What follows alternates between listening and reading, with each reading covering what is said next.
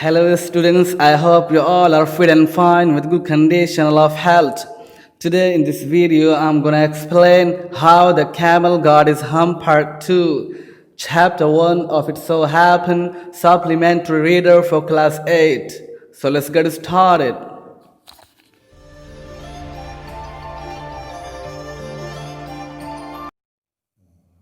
The jinn rolled himself up in his dust cloak and took a walk across the desert. जिन अपने मिट्टी के चोगे में घूम करके पूरे रेगिस्तान का चक्कर लगाया and found the camel looking at his own reflection in a pool of water. और ऊँट को देखा कि वो एक तालाब के पानी में अपने खुद के छाये को देख रहा है. My friend, said the jinn, what's this I hear of your doing no work?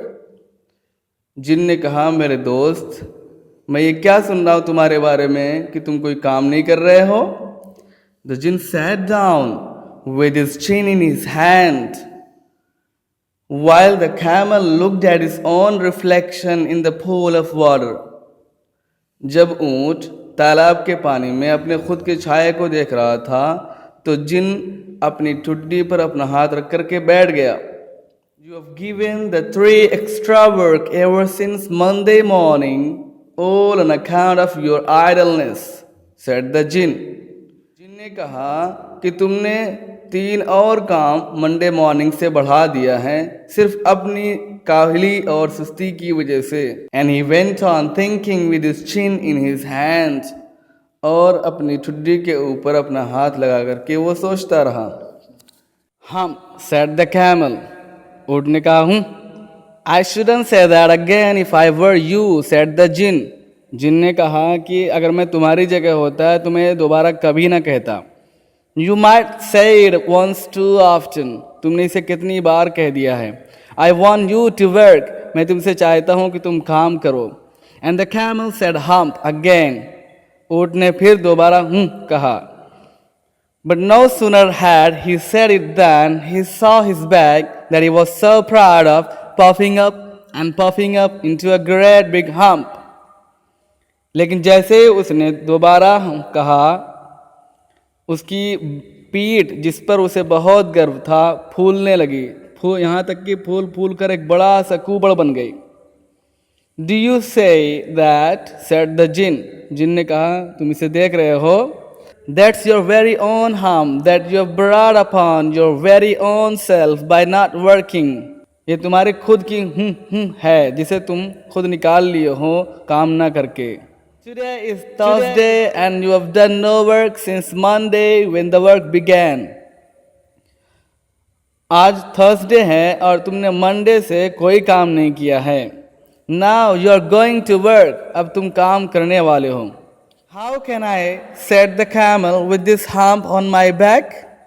ऊँट ने कहा कि मैं अपनी पीठ के ऊपर इतनी बड़ी कुबड़ के साथ कैसे काम कर पाऊंगा. That has a purpose, said the jinn. जिन ने कहा कि इसका एक पर्पस है, मकसद है. All because you missed those 3 days. क्योंकि तुमने 3 दिन मिस कर दिया है. Now you will be able to work for 3 days without eating. अब तुम 3 दिन तक बगैर खाए पिए काम कर पाओगे. Because you can live on your hump. क्योंकि तुम्हारी कुबड़ तुम्हारा खाना बनेगी. And don't you ever say I never did anything for you. और तुम नहीं कहते थे कि मैंने तुम्हारे लिए कोई काम नहीं किया. अब मत कहना. Come out of the desert and go to the tree and behave. रेगिस्तान से बाहर आओ और उन तीनों के पास जाकर उनके साथ अच्छा बर्ताव करो और उनके साथ काम करो. And the camel went away to join the tree. और ऊँट तीनों से मिलने के लिए चला गया. And from that day to this the camel always wears a hump. We call it hump now not to hurt his feelings. उस दिन से आज तक ऊँट के एक कुबड़ होती है. इसे हम्प HUMPH के बजाय हम्प HUMP से कहते हैं, कुबड़ कहते हैं, ताकि उसकी फीलिंग्स को हर्ट ना हो, ठेस ना पहुँचे. But he has never yet caught up with the 3 days that he missed at the beginning of the world. उस दिन से अब तक उसकी कुबड़ है, लेकिन वो उन 3 दिनों को अभी तक नहीं पा पाया जो उसने शुरू में मिस कर दिया था. And he has never yet learn how to behave, और अब तक उसने नहीं सीखा कि कैसे बिहेव करना है, कैसे रहना है और एक दूसरे से मिलना जुलना और काम करना है.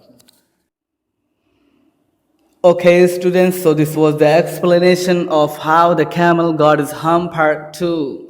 Chapter 1 of It So Happened, supplementary reader for class 8. I hope you got it, enjoyed it, keep it up, the girl is ahead of you.